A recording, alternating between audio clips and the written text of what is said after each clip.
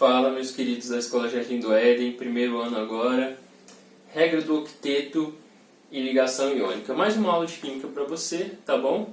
Esse eu acho que é o último capítulo do livro 1A, se não me engano, tá bom? Então vamos começar. Regra do octeto. O que é a regra do octeto? Então eu escrevi aqui, ó, mais ou menos para você, ó. Os elementos químicos realizam ligação química para atingir a valência de um gás nobre. O que isso significa? Certo? O gás nobre lembra o último grupo da minha tabela periódica, certo? Lá ele está na última coluna 18.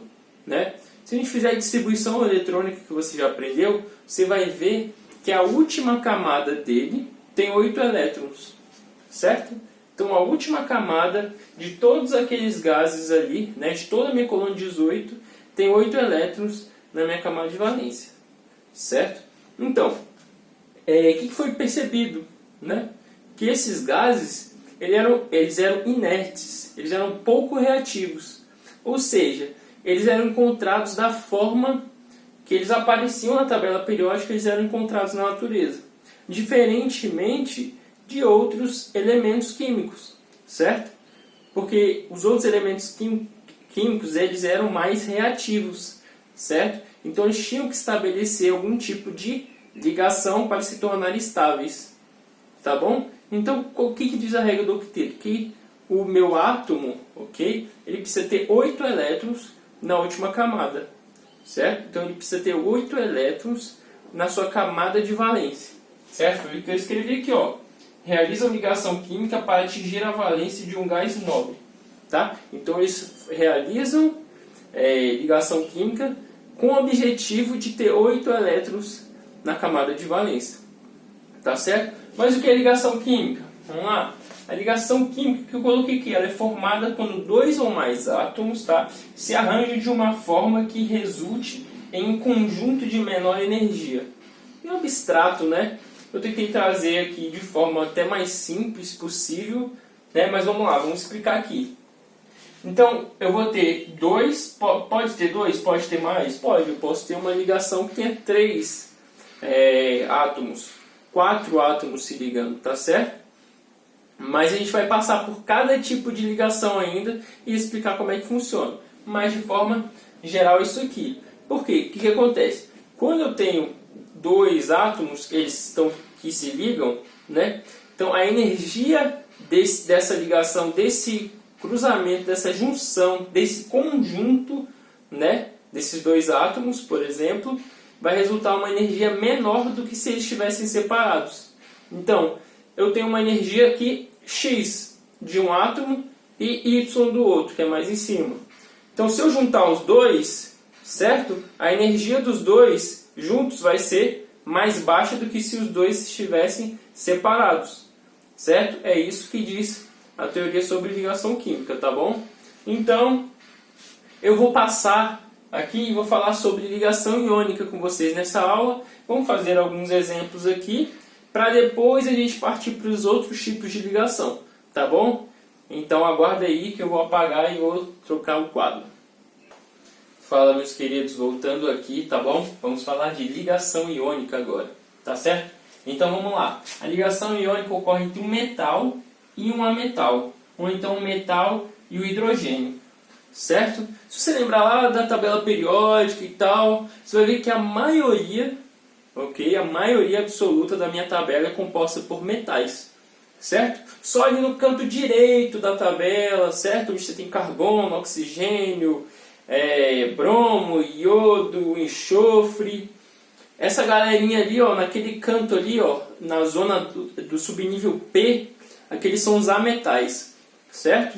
Então, metal mais ametal, ou então metal com hidrogênio, tá? Esse metal aqui que a gente está falando, principalmente é aquele lá da primeira e da segunda coluna, tá bom? Dos metais alcalinos e dos metais alcalinos terrosos, certo?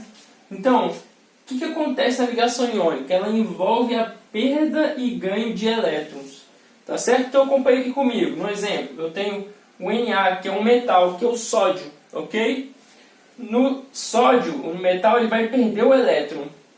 E no meu ametal, que é o cloro, ele vai ganhar elétrons. Então, a minha estrutura vai ficar dessa forma aqui, viu? Na+, Cl-, certo?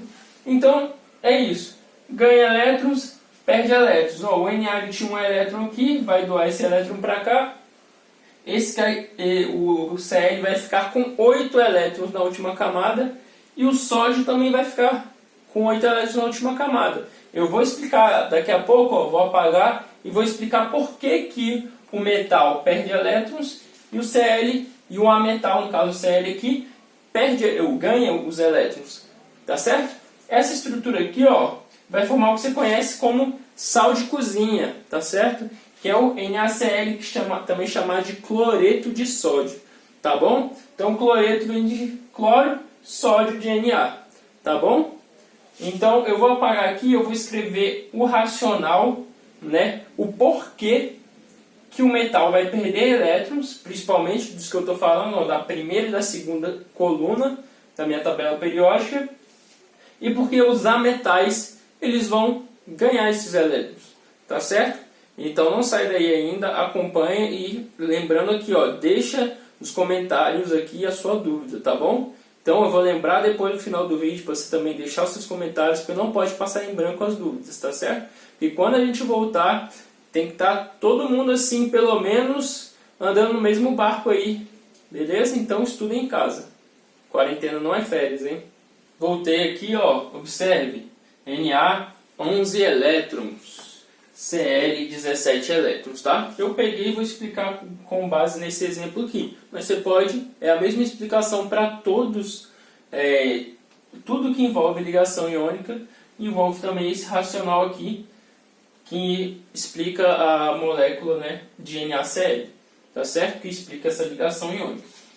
Observe comigo aqui, ó. Vou pegar uma outra cor aqui embaixo, o laranja. Olha só. O sódio tem 11 elétrons. Vamos fazer a distribuição dele? Eu fiz aqui, ó. 1s2, 2s2, 2p6, 3s1.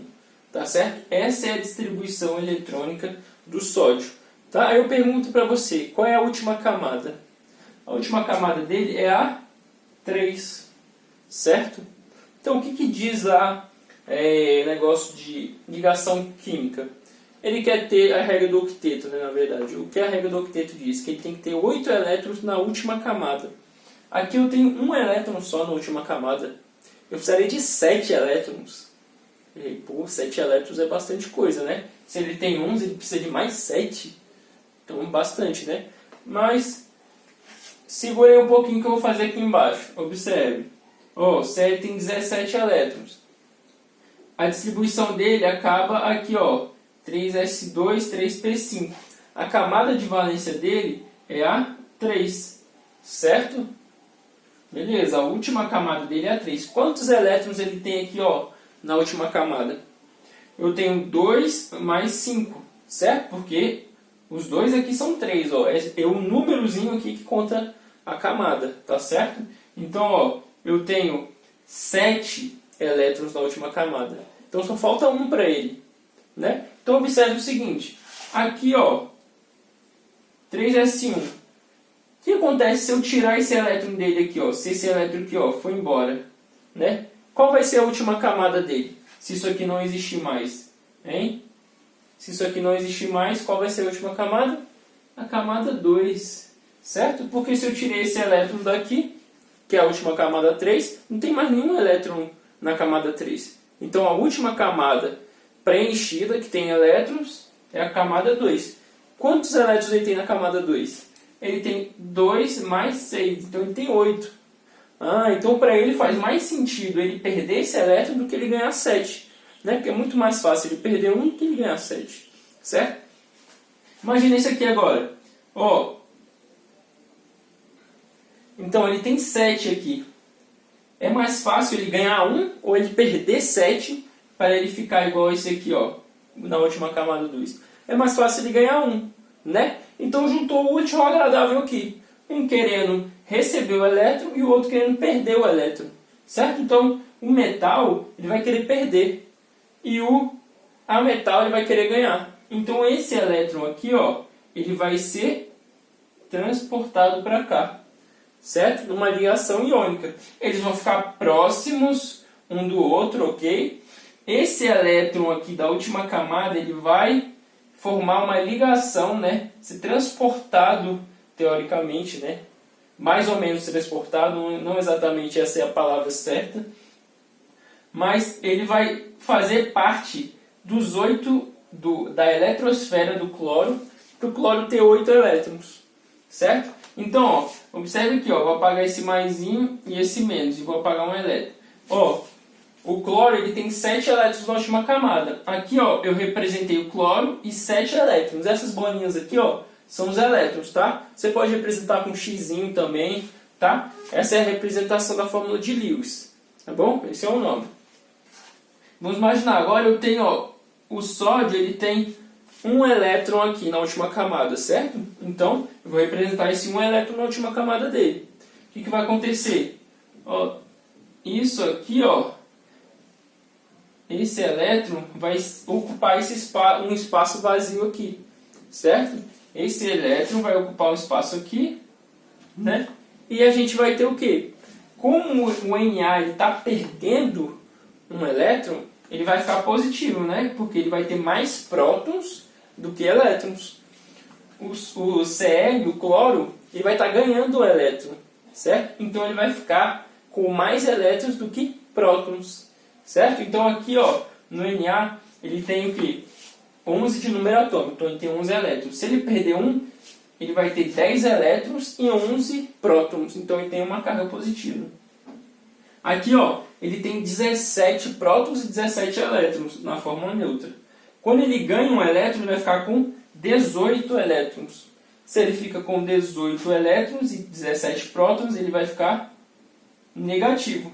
E essa interação aqui, ó, de mais com menos, né? Porque você tem uma força de atração aí, vai manter esses dois elementos, né? Esses dois átomos juntos, certo? Em uma ligação. E isso vai formar o quê? A gente tem as ligações iônicas, ela tem uma forma de célula, que a gente chama. Ok? Se você não sabe o que é, pesquisa aí na internet, no Google. Célula, certo? Então eu tenho o cubo de face centrada,